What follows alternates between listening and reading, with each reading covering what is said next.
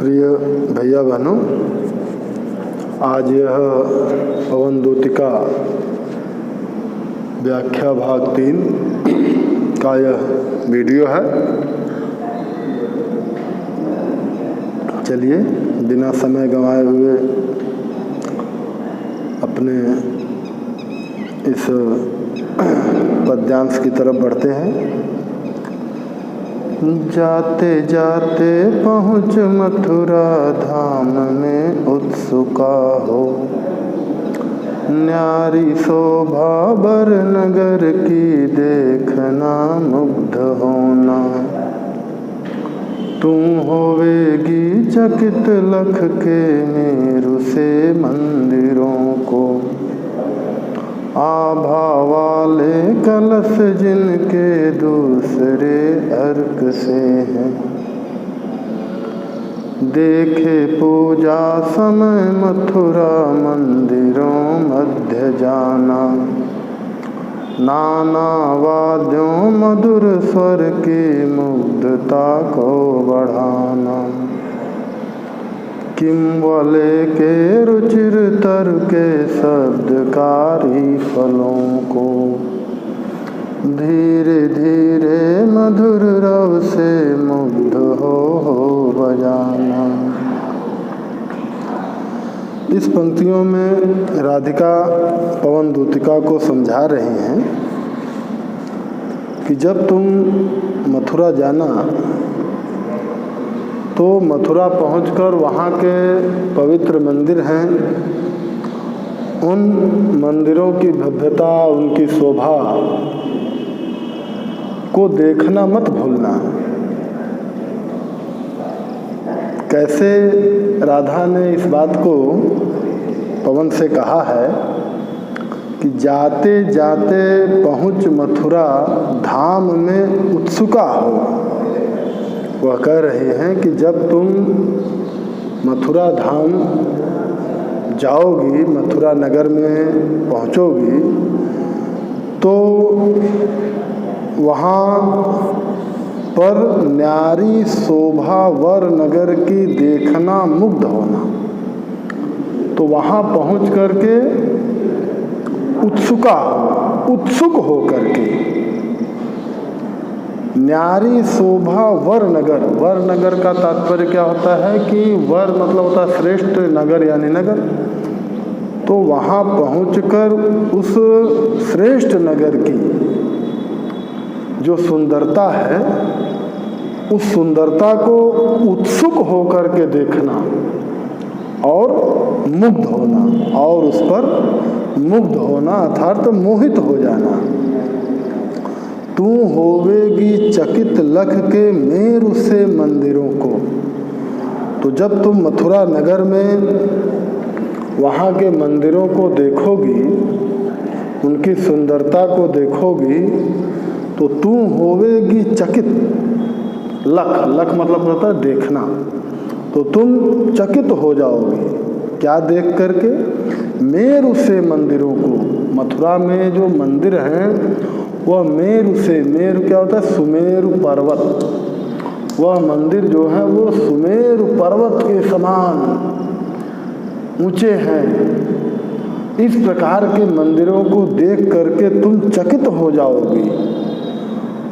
आभा वाले कलश जिनके दूसरे अर्क से हैं, कि इनके ऊपर, उन मंदिरों के ऊपर जो चमकते हुए जो कलश हैं वह दूसरे अर्क मतलब होता है सूर्य। जैसे सूर्य चमकता है उसी प्रकार से उन सुमेरु के समान ऊंचे ऊंचे मंदिरों पर जो लगे हुए कलश हैं, चमकदार कलश हैं, वह तुमको दूसरे सूर्य के जैसे दिखलाई देंगे। देखे पूजा समय मथुरा मंदिरों मध्य जाना। और उसके बाद राधा कहती हैं कि हे पवन, तुम पूजा समय अर्थात जिस समय पूजा इत्यादि मंदिरों में होती है तो उस समय तुम मंदिरों के मध्य में जाना।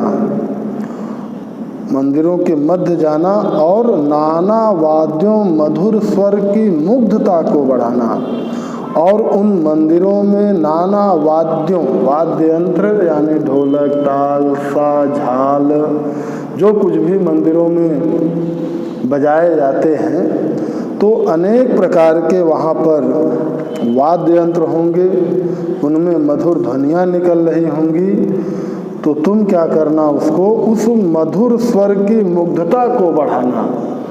तो तुम अपने हवा के माध्यम से उनके जो मधुर स्वर हैं उनको और भी अत्यधिक बढ़ा देना, जिससे लोग उसको सुनकर क्या हो जाएं, मुग्ध हो जाएं।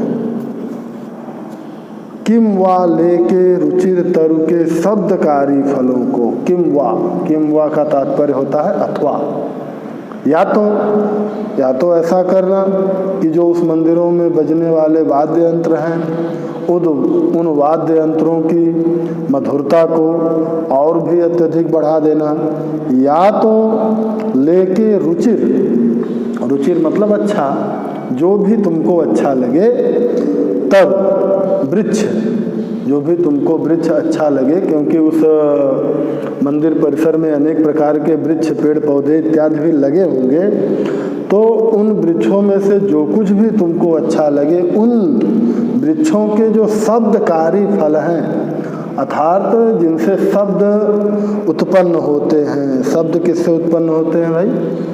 जैसे उसमें लगने वाले फूल हैं, पत्तियां हैं, फल हैं, ये सब क्या होता है, जब हवा चलती है तो इनमें से एक विशेष प्रकार की ध्वनि उत्पन्न होती है।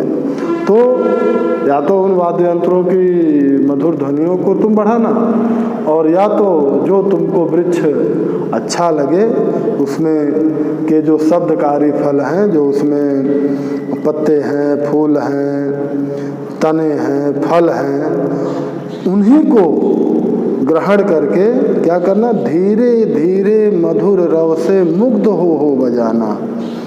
तो उन्हीं शब्द रूपी फल को ग्रहण करके धीरे धीरे बहते हुए मधुर ध्वनि के साथ मुग्ध हो करके बजाना।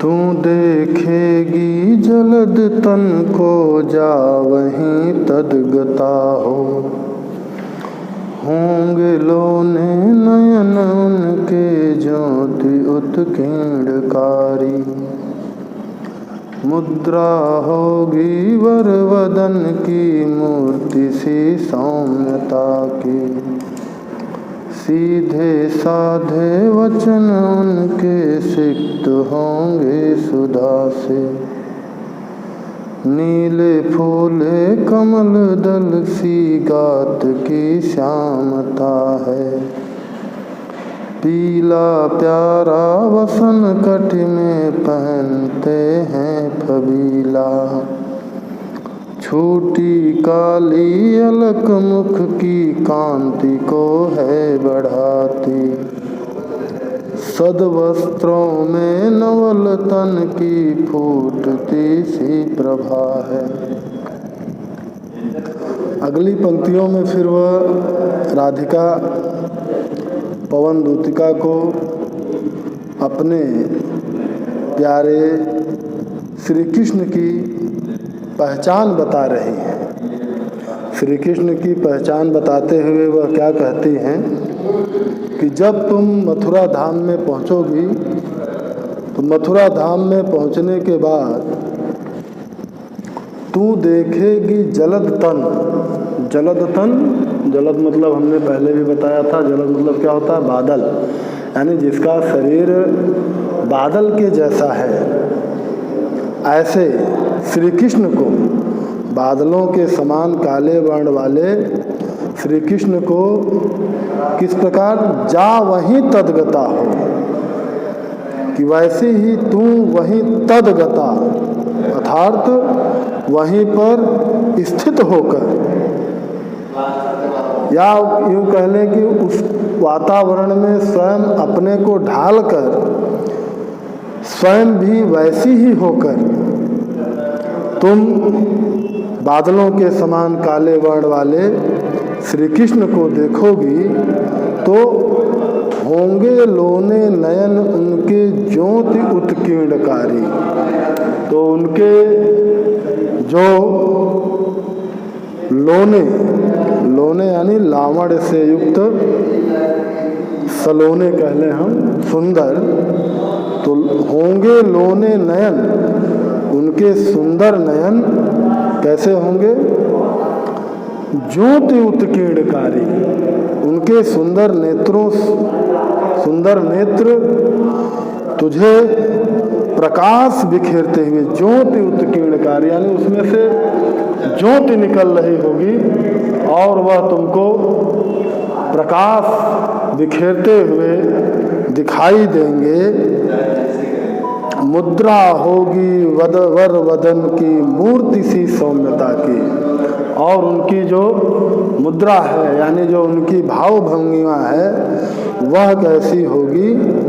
वर वदन यानी उस श्रेष्ठ बदन, बादल के समान मुख धारण करने वाले उस कृष्ण की वर वदन, वदन मतलब मुख, उस श्रेष्ठ मुख की मुद्रा किस प्रकार से होगी?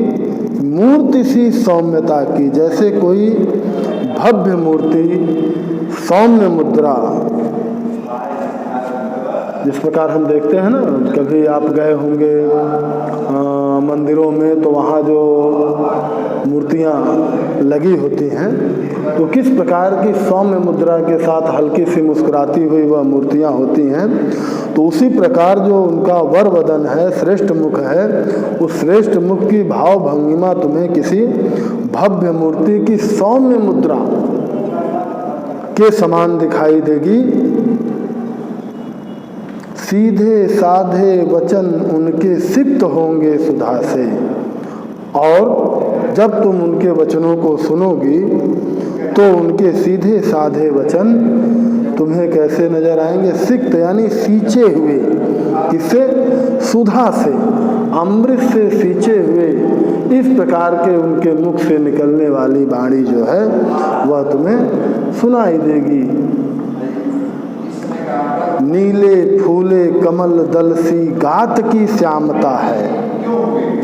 आगे फिर वो कहती हैं कि हे पवन, नीले फूले कमल दल सी, कि नीले खिले हुए कमल पुष्पों, दल यानी समूह, नीले फूले हुए कमल पुष्पों के जैसी क्या है? उनकी गात की श्यामता है, अर्थात उनके शरीर की जो श्यामता है वह कैसी है? नीले फूले हुए पुष्पों के दल के जैसी श्यामल छवि है। पीला प्यारा वसन कट में पहनते हैं फबीला, और वह अपने शरीर पर, अपने बदन पर किस प्रकार का वस्त्र पहनते हैं? पीला प्यारा वसन, पीले रंग का प्यारा वसन यानी वस्त्र, कट यानी कमर में, फबीला अर्थात यूँ कह लें कि सुंदर लगने वाला। श्री कृष्ण अपने शरीर पर अत्यंत आकर्षक पीला सुंदर वस्त्र अपनी कमर पर धारण किए हुए रहते हैं। छोटी काली अलग मुख की कांति को है बढ़ाती, और उनके जो काली छोटी हुई बालों की जो लटे हैं, अलग मतलब बाल, काली अलग, काले यानी काले बालों की जो छूटी हुई अलके हैं, जो लटे हैं, वह लटे क्या हैं? मुख की कांति को है बढ़ाती, उनकी मुख की कांति की, उनके मुख की सुंदरता को, उनके मुख की चमक को क्या करती रहती हैं? बढ़ाती रहती हैं। और सद वस्त्रों में नवल तन की फूटती सी प्रभा है, और सद वस्त्र यानी सुंदर वस्त्रों में उनके नवल तन यानी उनका शरीर जो है वो इतना सुंदर है कि हमेशा देखते हुए ऐसा लगता है कि जैसे नया ही है। तो इस प्रकार के उनके सुंदर वस्त्रों से उनके रमणीय शरीर की जो कांति है वह क्या है? फूटती सी प्रभा है, वहाँ के वातावरण में चमक बिखेर रही होगी, मनोहर बना रही होगी। इस प्रकार का उनका सौंदर्य है।